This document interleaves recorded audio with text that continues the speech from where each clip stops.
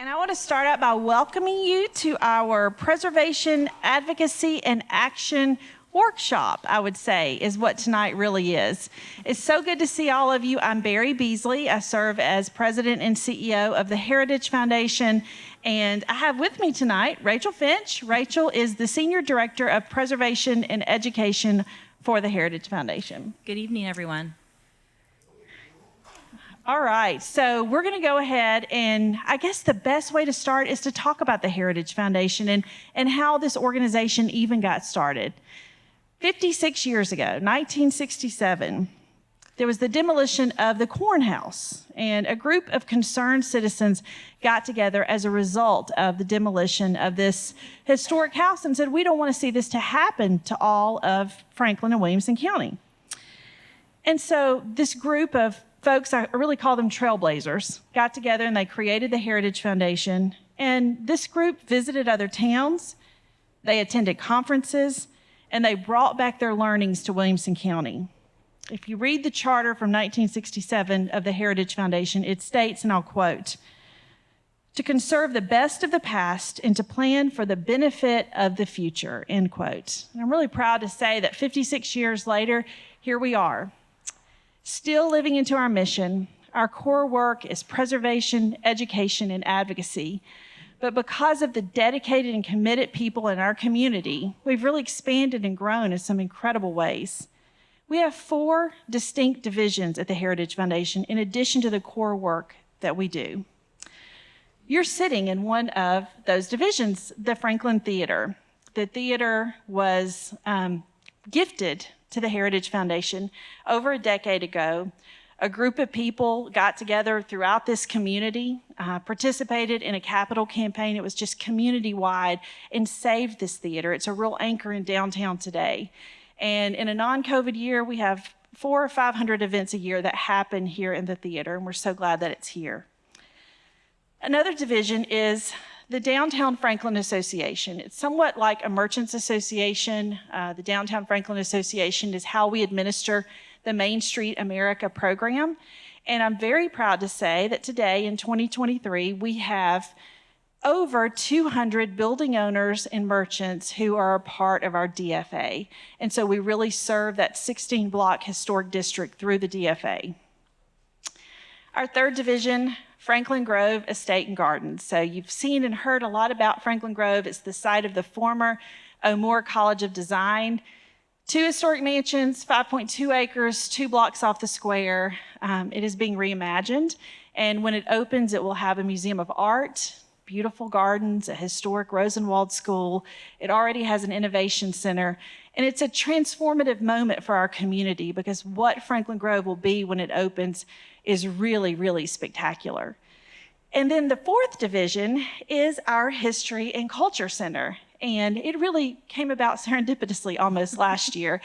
We purchased the McConnell House on Bridge Street, and we started thinking about the use of this National Register property. An ancillary use for that property will be events, but the primary use will be a completely immersive history and culture center. I'm so excited. I just looked at the interpretive plan. We're moving along. And fingers crossed, it should open 4th quarter this year. Very, very excited about the History and Culture Center.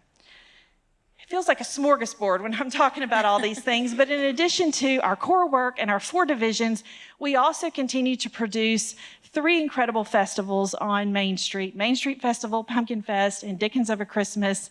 And these were started about 40 years ago because a lot of people were not coming to historic downtown. And now 40 years later, what shocks me 5.5 years into this job is that we spend almost no dollars for marketing and 100,000 people come. It doesn't matter if it's raining, it doesn't matter if it's snowing, they come because this is part of the cultural heritage of our community. Obviously, when I talk about that core work, there's a lot in education now, so I hope all of you that get involved with the Heritage Foundation will really look at all the lectures and symposiums and programs that we have throughout the year. And then the Heritage Ball. This is the 50th year for the Heritage Ball, our golden year, and it's going to be our biggest one yet, October the 7th. I'm making a plug now. Please make plans to attend the Heritage Ball. We have some really big plans this year. But tonight is all about historic preservation advocacy. And so I kind of have highlighted here. Here are the key parts that Rachel and I will talk about. We're going to talk about myths, dynamics, and rights. We're going to talk about our approach at the Heritage Foundation. We're going to talk about advocacy and activism, local case studies here in our community. We're going to talk about advocating for properties, policy, and legislation. And then we're going to talk about advocacy on the horizon. We've identified 4 key advocacy projects that we'd like to work alongside with you this year.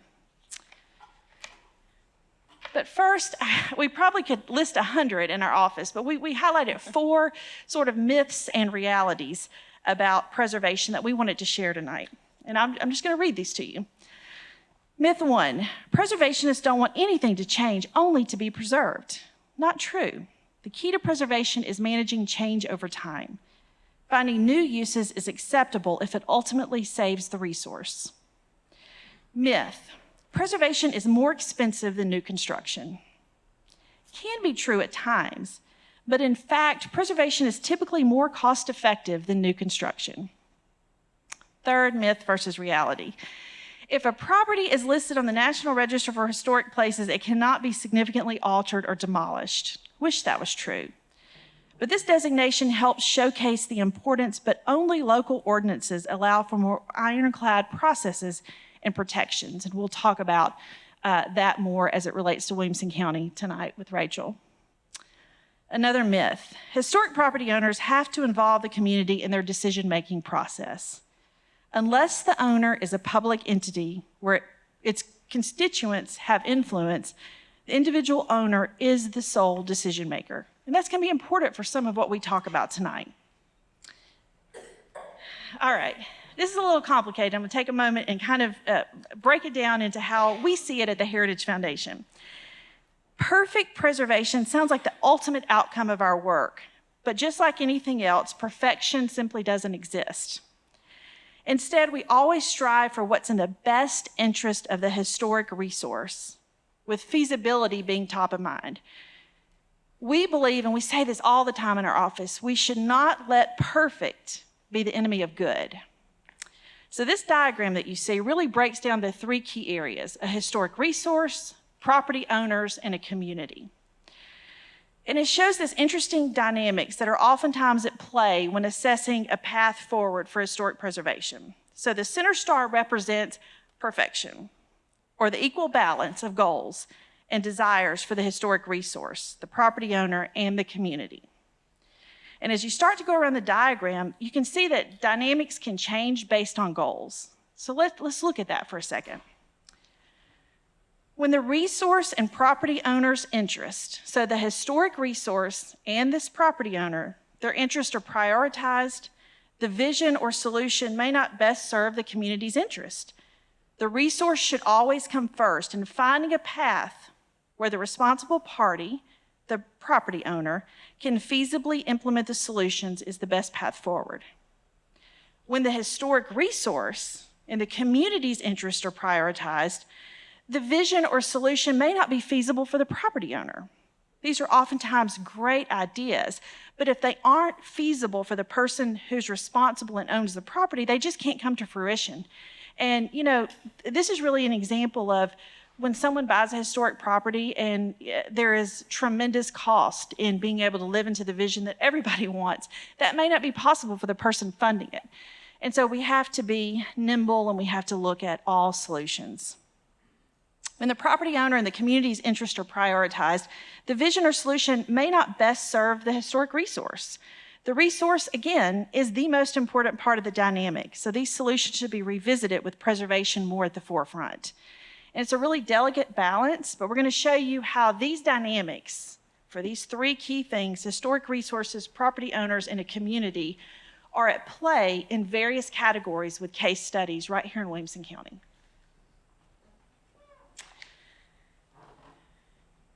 Property rights. Let's talk about that for a second. The key when determining any path forward is always remembering who is the decision maker for this historic property. Nearly every single time, it will be the property owner. We live in a nation that values property rights, so much so that it's in our Constitution. So we have a quote here that we just want to share as we go through some of this next portion. William Howard Taft said, quote, "Next to the right of liberty, the right of property is the most important individual right guaranteed by the Constitution, and the one which, united with that of personal liberty, has contributed more to the growth of civilization than any other institution established by the human race," end quote. The Heritage Foundation's approach to historic preservation is one rooted in advocacy. Our organization has 56 years of experience linking property owners to information and to counsel. We want people to have all the facts as they steward historic properties. So in any given day, the work that we do at the Heritage Foundation oftentimes doesn't make the news. But I'll tell you what we're doing behind the scenes in our offices. We're often working to facilitate, to network, to connect, to advise, and to cast a vision for the value of preserving historic places and their stories so they can continue to contribute to our community. So that's the core work that we're working on every day. And sometimes these topics, these particular houses and projects really might not even be public knowledge at some point, but we're working and we're making connections and we're doing all we can for the historic resource. We're really proud to support preservation efforts in these capacities. All of our work is to support a feasible, responsible, and hopefully inspiring solution for the historic resource. Now we're going to talk a little bit about advocacy and activism. Historic preservation, like other important causes, can benefit from a variety of different strategies and tactics. There's no doubt about that. Oftentimes, causes that are most near and dear to our heart have activists to support them. Both activists and advocates, as we say we are at the Heritage Foundation, can be important change makers for any cause. A simplistic way to look at the difference is this: to be an activist is to speak, to be an advocate is to listen. Advocates and activists that care about the same issue or cause tend to want the same outcome, but the tactics and approaches can sometimes be different.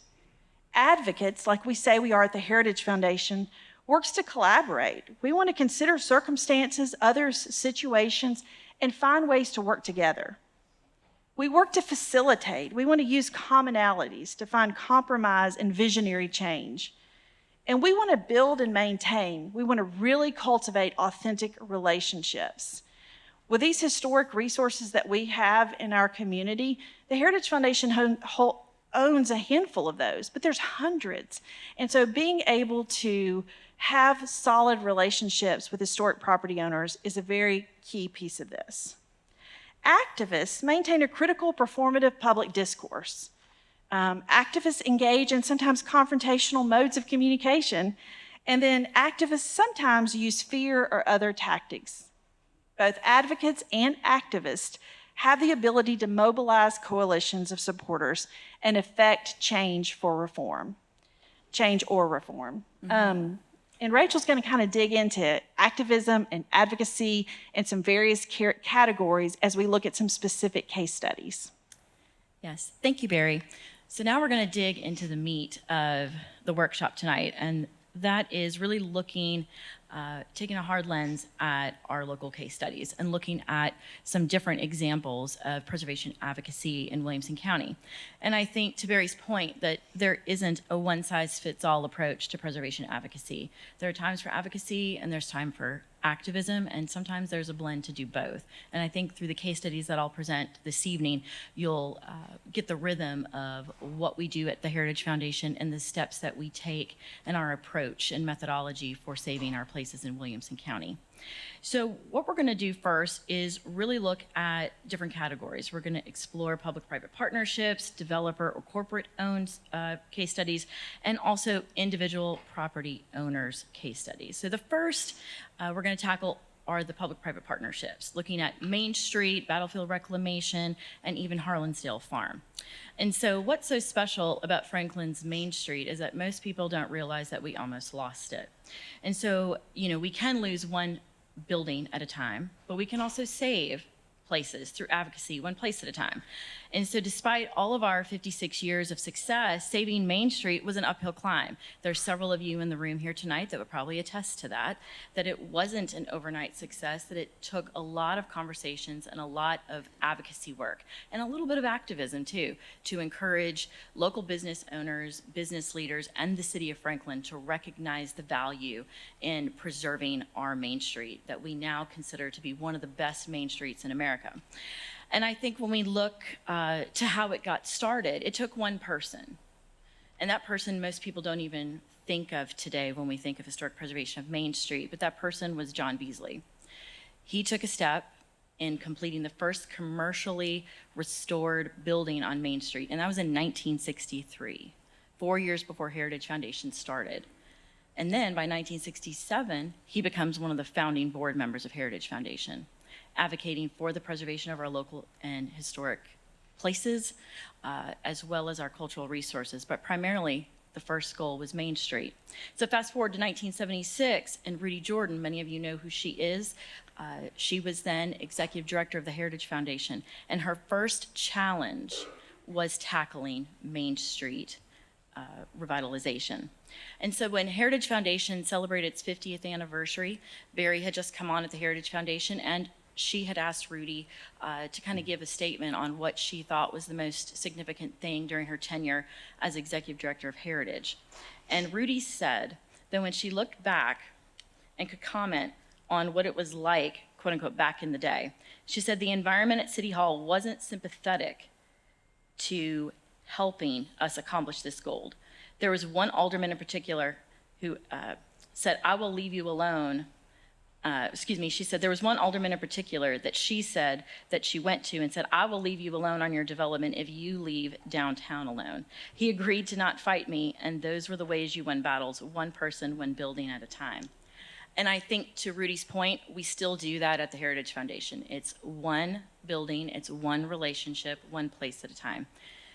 You can't always win the battles, but you can win the war by really building a strong network and coalition of saving places, and Main Street is an excellent example of that. And I also think that it's important to point out that by the 1990s, the Heritage Foundation took the initiative and worked with the city to engage the city in creating historic zoning ordinances, local historic districts, which now today protect the architectural and historic character and integrity of downtown. And if it weren't for some of those zoning ordinances, there would be different sizes of signs and neon lights on Main Street, and then there would be people who could do whatever they really wanted to the fabric of these historic homes and neighborhoods. And so I think that, when you step out and step up and speak up, that those are ways in which you can advocate for saving your historic places.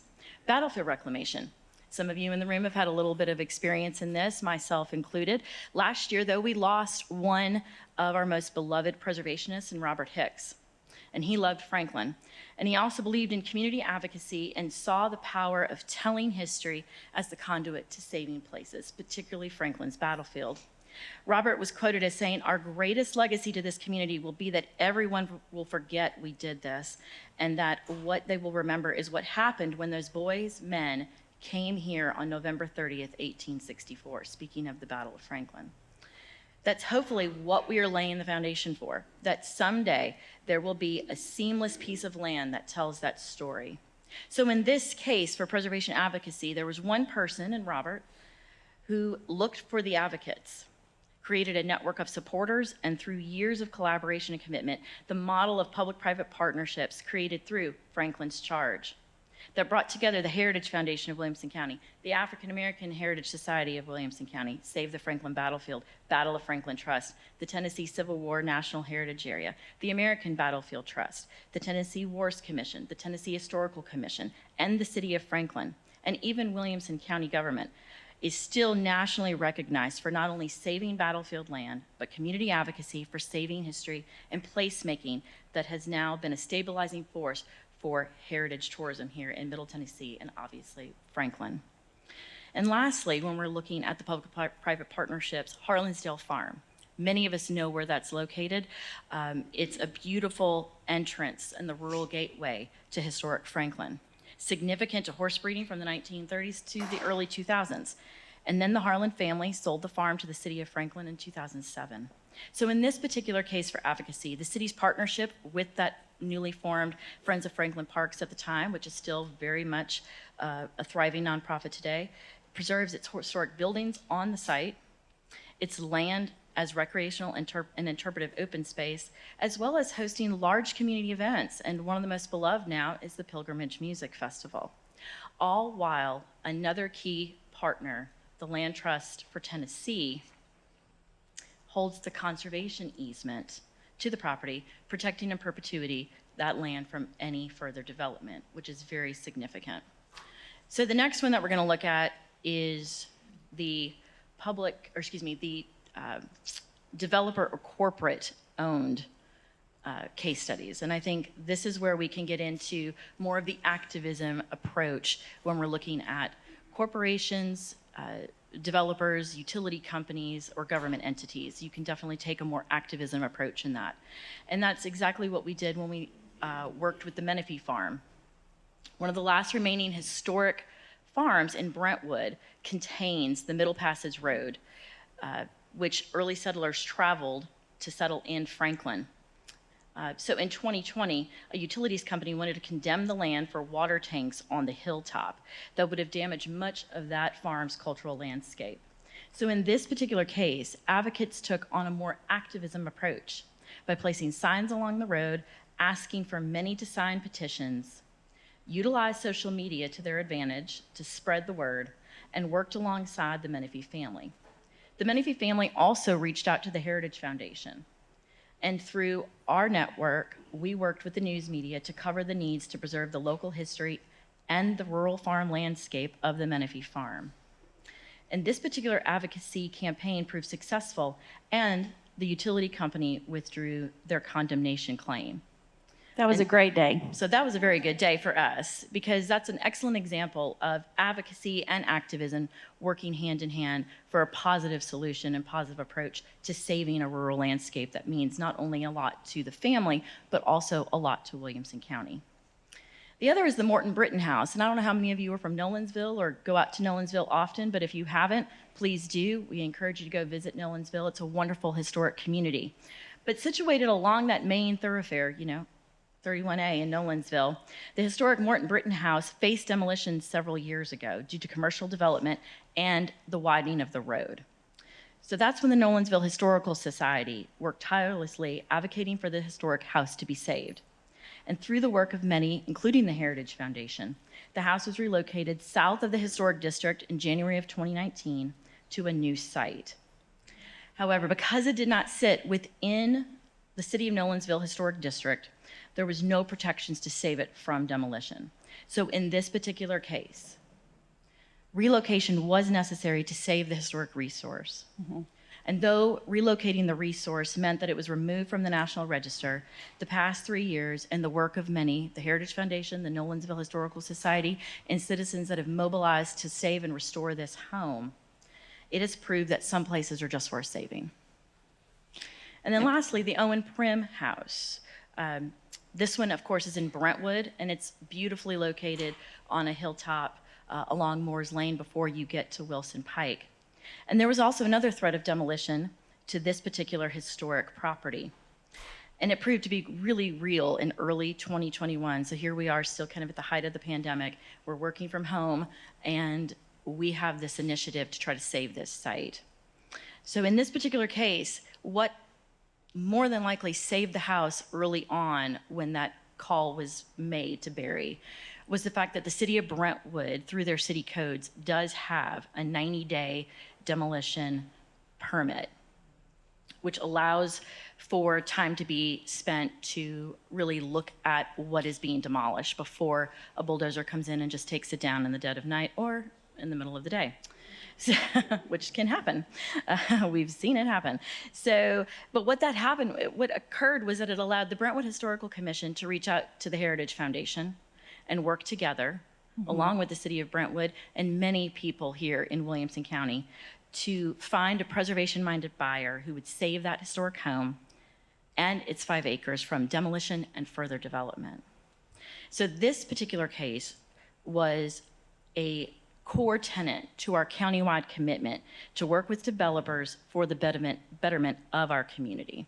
And I think that the house is saved, the house is being restored and added onto, and I think that what the preservation-minded buyers are doing is public good, and so we're not losing a resource in that particular case, and it will still stand the test of time there in Brentwood. Can I add one thing to that? Sure. And we so appreciate the Brentwood Historical Commission. And when I received the phone call about this, again, we were in lockdown. It was during COVID, and I had my first conversation with a developer. It was, "This house is going down. It is really non-negotiable. I have plans, and this is it." And then the dialogue just continued, and so you just continue and you build rapport.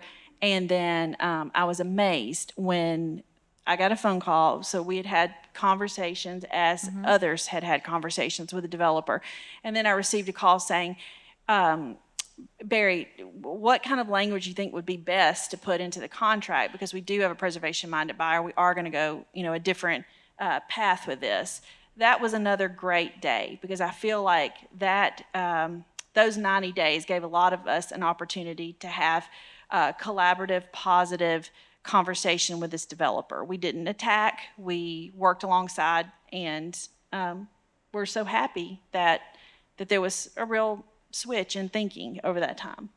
Well, and it also received a lot of positive news coverage as well, that the house was being saved, that the house wasn't being demolished. And I think that that's a benefit when advocacy works for the betterment of the community, is that you're recognized for coming alongside organizations like Heritage Foundation or Brentwood Historic Commission or Nolensville Historical Society to help save the places that matter, because we cover the county, but we want to work with all of our municipalities and our historic organizations together so we can collectively do the work, and then we all benefit from it as a community. Rachel, I continuously have commentary that we didn't talk about. But one other thing before we leave this slide, I want to say, talking about Morton Britton House, I love our friends in Nolensville. And one of the most thrilling nights in my 5.5 years of being here is I was able to go to Nolensville about 10:30 or 11 o'clock one night and ride in the 18-wheeler when the house was actually being moved. And that we had to actually stop and cut out part of the bridge to make it all happen. It was an all-night affair, but how thrilling when it reached its new location. And again, this was a situation where it was not going to be able to stay in the current location of where it was. So there was tremendous work by our friends in Nolensville, and it was moved, and it's going through a restoration today. It is. And hopefully by 2024, they should be done. Great. That is their goal. So our last case study look is all of our individual property owners. And obviously we can't look at all of our individual private property owners who have historic resources, but we picked out 3. And a few may not be as familiar as others, but here we go.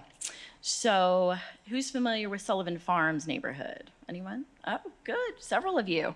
Well, there's a historic house in that neighborhood, if you did not know. And if you do, awesome. If not, then welcome to this significant story, because it's pretty incredible what happened here. So a lot of these new these new housing developments were going up in the 1990s outside of downtown Franklin. Some of these subdivisions do have historic homes that were sitting and nestled right within them.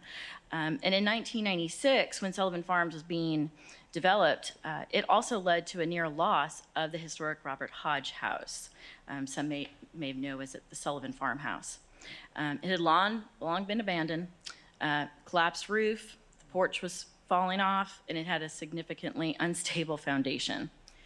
So instead of sitting idly by and watching the house just be taken over by the bulldozer, Heritage Foundation stepped up.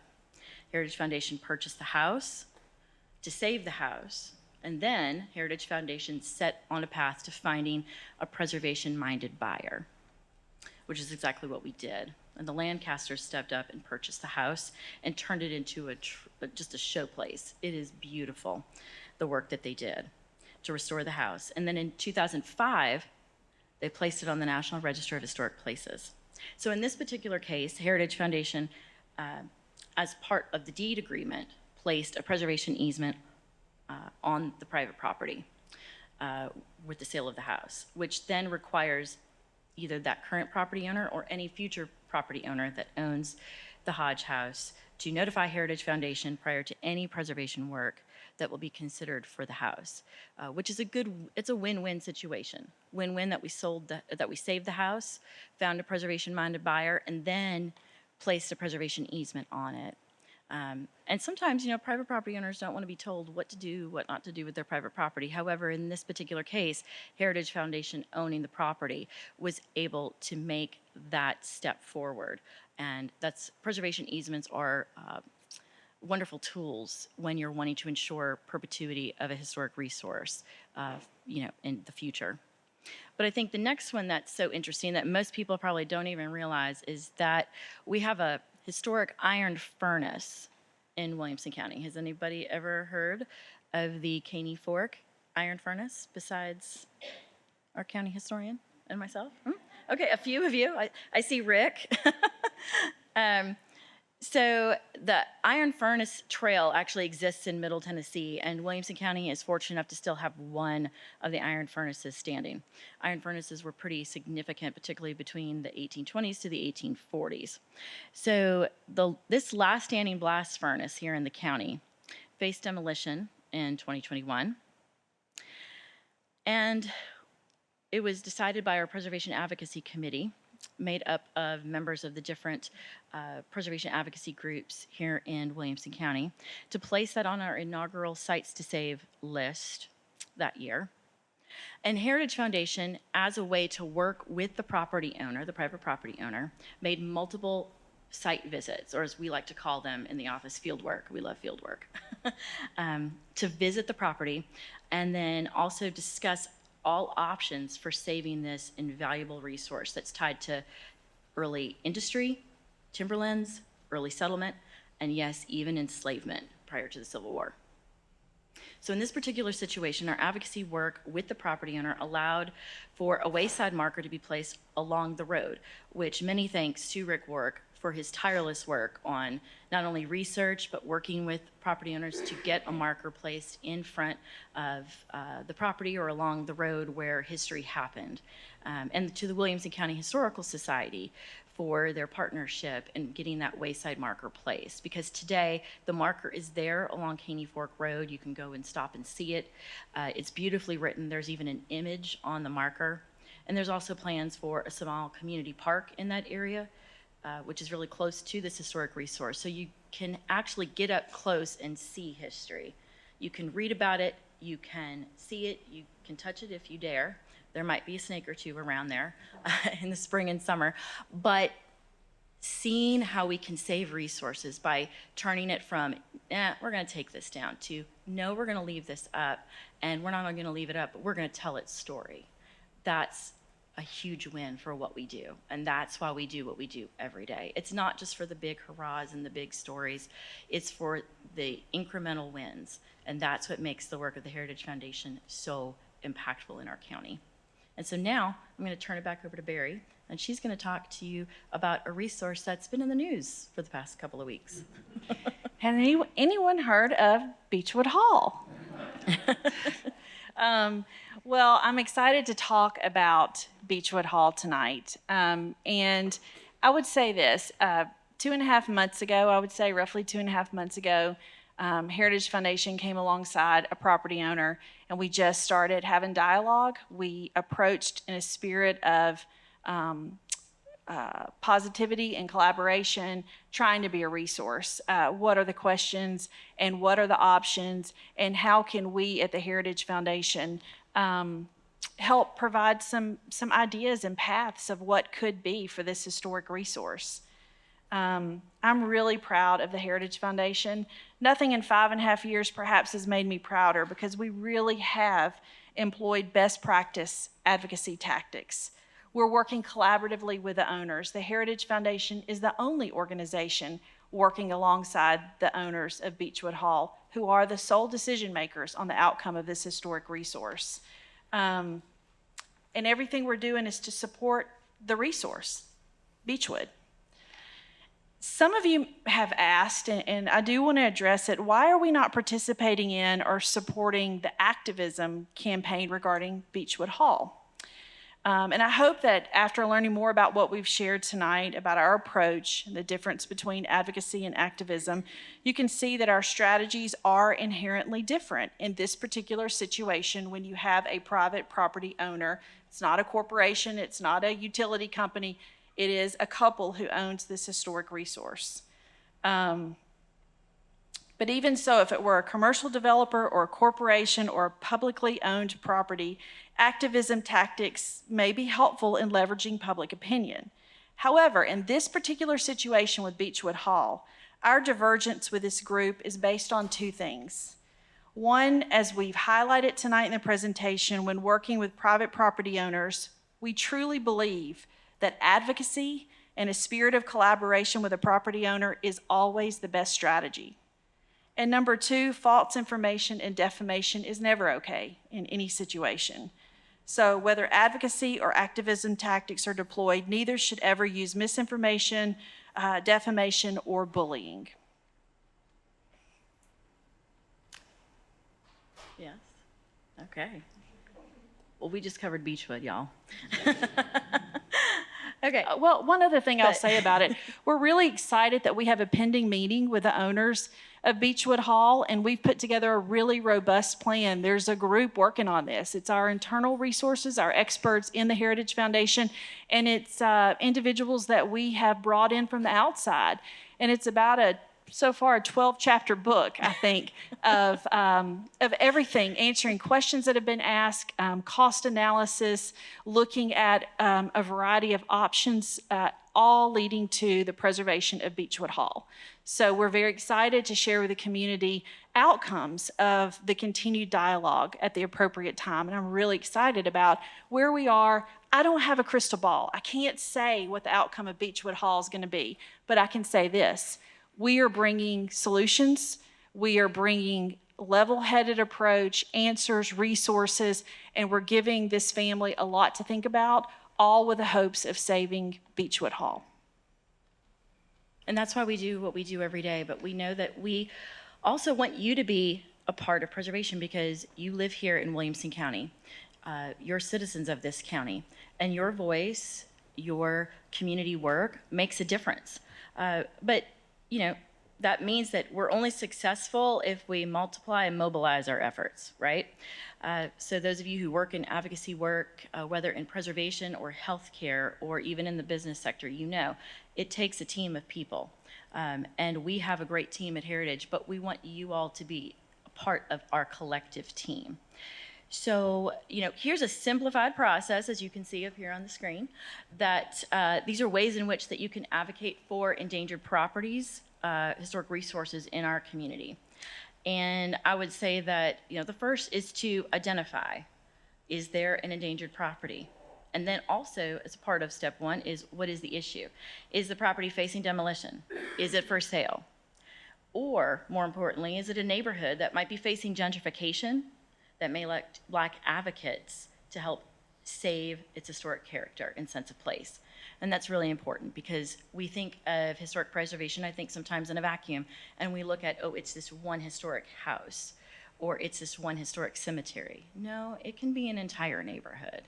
And we really need to be thinking holistically about how we can approach the gentrification that's facing a lot of our historic African-American neighborhoods here in Williamson County, as well as all of Middle Tennessee. So step two would be to notify Heritage Foundation because, you know, I think we're pretty good at what we do. But we can be better at what we do if we have you helping us. And everybody that financially supports the Heritage Foundation and our mission, this is what we're here for. Yeah. We're here to serve. You know, so together, once you let us know, then we can educate ourselves about not only the issue, but also more about the property or the neighborhood. And then, given the outcome of what we learn, then the Heritage Foundation can make contact with the owner or learn who are the kind of the leaders in a neighborhood. Are there any churches in a neighborhood?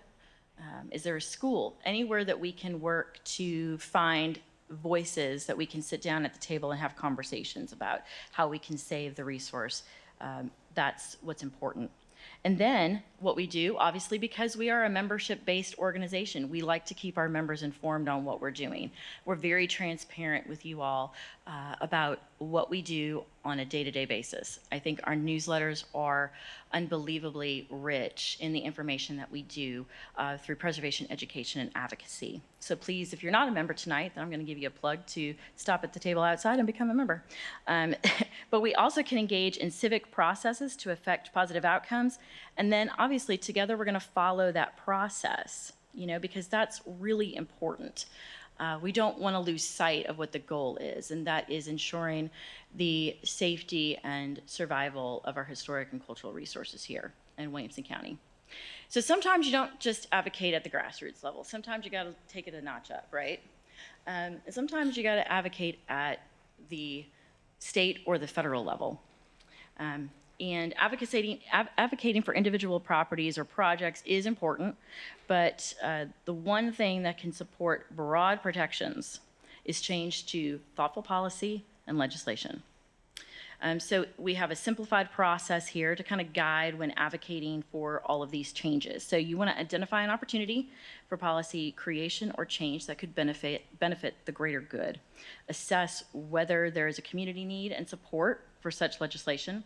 Research, again, education is key. I mean, if you're going to step into a room with state legislatures or your U.S. congressman or woman, you want to make sure that you are educated on that topic, because they only have a small amount of time and you have all day to tell them, but you've got to be clear and concise and succinct when going in there and advocating for what the need is for change. Connect with all the local officials and legislators who have governing and legislative influence. Build on that coalition, as I mentioned earlier, so you can have support, and then campaign for that proposed legislation to encourage that coalition to participate in civic and legislative processes that are related to the policy goals. And then obviously monitor your progress. Do not give up. Preservation does not happen overnight. I am not a patient person, ladies and gentlemen. I'm just not. You can ask my husband and my kids, they'll tell you. I just am not. But with preservation, you have to be patient. Patient is the goal. And I always like to tell a lot of my friends and colleagues that preservation is a marathon, not a sprint. Obviously, look to Main Street, look to battlefield reclamation. It doesn't happen overnight. And I think that we do have to monitor our progress, but we have to continue to engage, educate, and advocate for how we want to see that change occur here in our community. So what's up on the horizon for advocacy here in Williamson County? So if you've been following in the news, obviously, property taxes here in the downtown area spiked up, 250%. So that's a conversation that's being had between the Downtown Franklin Association, which is also obviously a division of the Heritage Foundation, and our managing director, Heidi Hood, has had many conversations with building owners, business owners, City of Franklin, as well as our county commissioners. And that has been an uphill climb, but, having a historic commercial building tax overlay would really benefit these building owners and the business owners to have a little bit of tax relief. And so just last week, obviously, the Williamson County Commission did pass to move a resolution to the state. So now it's going to be in the hands of our state legislatures.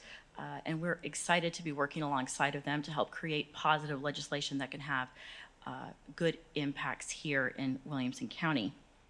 Another would be a county demolition stay, which we have heard about that, obviously with Beechwood, that has been advocated for.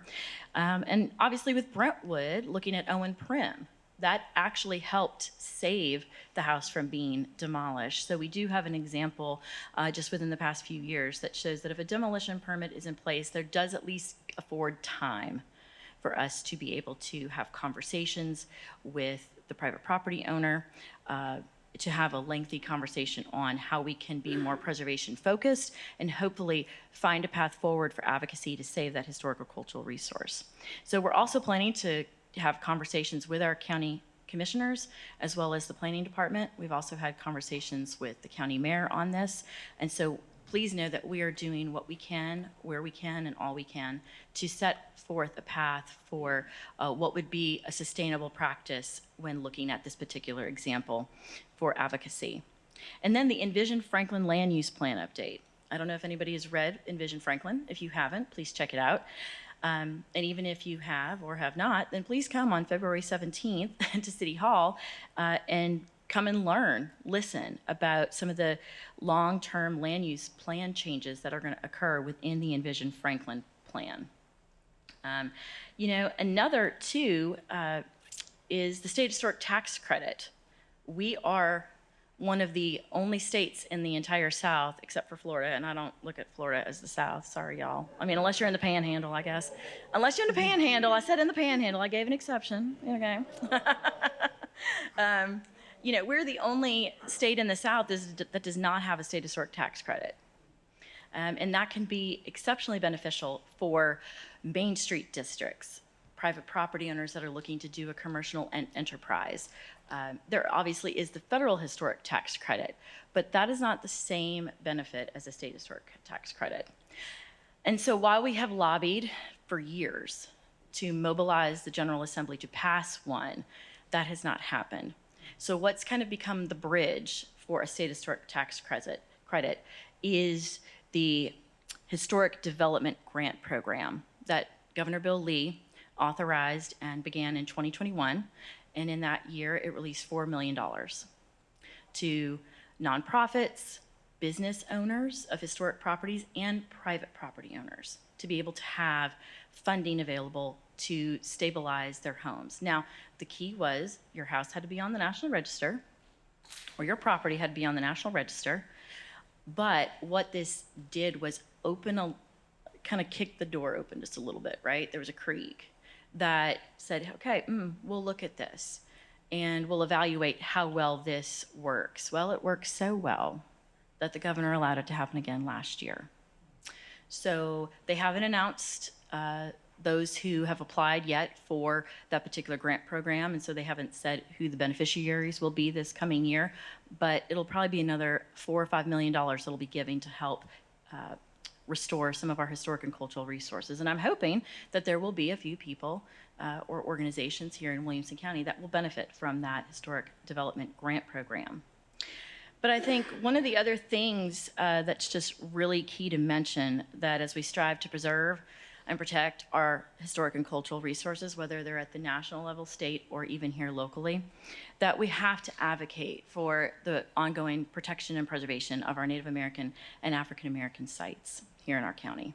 Because nationally to date, less than 3% of all sites, which on the National Register of Historic Places, which 95,000 places are on the National Register of Historic Places, only less than 3% focus on the experiences of African Americans. Now that's sad. And that needs to change. So sites that are listed on the National Register can balance our collective history as we advocate to preserve the places and share the stories that matter in Williamson County. And so when you think of a place, a cemetery, a church, a neighborhood, as I mentioned earlier with gentrification, these are the places that we are losing at a more rapid rate than others. And I think that it's extremely important for us to look at that as we move forward to saving our resources. So moving on quickly to how can you get involved? This is how you can actually help save some of our historic and cultural resources. So attend one of our many programs. Bari mentioned it earlier, our Preservation Symposium. This is going to be the 6th year for that. We're so excited. We're already planning for that Preservation Symposium. All of our lecture series, our practical preservation series. We offer a Summer Educator Institute to our Williamson County teachers as well as regional teachers every year that takes place here in the theater, and then we also go off-site and do workshops in a historic structure. They absolutely love it. We do a lot of other types of programming with the festivals, stop by our tents, learn more about what we do. And I think that that is how you can gain more momentum in helping to preserve our places that matter here. And then, obviously, nominate a site to save. That's the Masonic Hall. It's located on 2nd Avenue South. It's the only standalone National Historic Landmark in Williamson County. And in the state of Tennessee, there's only 30 National Historic Landmarks. That's significant. That's even a step up on being on the National Register of Historic Places. So the Masons are looking to us to kind of guide them and advocate for how to save that place. That is a significant site. I encourage you to learn more about it online. But if you know about a place, let us know. The nomination forms are going to open in March, and we announce the list in May during Preservation Month. So it's one of our key initiatives that we're very proud of at the Heritage Foundation. And it's not our only advocacy tool. It's No. one great tool. We advocate for many more places than those that make the cut to be on sites to save, but it is a tool that really brings a lot of attention to certain historic sites. Right. And I encourage you, if you know of a cemetery, nominate a cemetery, because cemeteries kind of get left behind, because people think of the big bright and shiny house, or they think of a Main Street district, but in reality, cemeteries are threatened and encroached upon by development all the time. And African American cemeteries in particular do not have large stones. Sometimes they're marked with field stones, and sometimes you can't find them or see them unless it's the winter. So, being able to then advocate for those places is very important, which then leads us into our countywide historic and cultural resource survey. This is something that's very near and dear to my heart, as well as Bari's, because this is going to finally provide one place for us to have an accessible database of all of our historic and cultural resources, from buildings to homes to cemeteries to roadbeds to stacked stone walls. This is where we will have this resource. It'll be available for free to the public. The Heritage Foundation and yours truly will be going out and capturing GIS data in real time. So we're mapping our places, and that's very significant. It's an educational tool that we're hoping that our teachers here in Williamson County will grasp onto, that they can utilize that as a great way to encourage students to get involved with local history, historic preservation. So there's many avenues for us to explore with that. And then lastly, I mentioned it earlier, as did Bari, become a member. If you're not a member, then you should be. Because what we do is so critical to the vitality of Williamson County. And I think that we have such a significant organization here, and Bari and Meg and others with the organization really take a strong lead in demonstrating what it means to be a part of a community greater than oneself. So I really encourage you all to join our efforts. Even if you're like, well, I don't really know so much about preservation, but I really liked what I learned tonight and I want to learn more, this is one of the best ways to do it. And then we keep you informed every month with newsletters that tell you what we're doing and encourage you to come and visit the theater, come to the festivals, or come to some of our programs.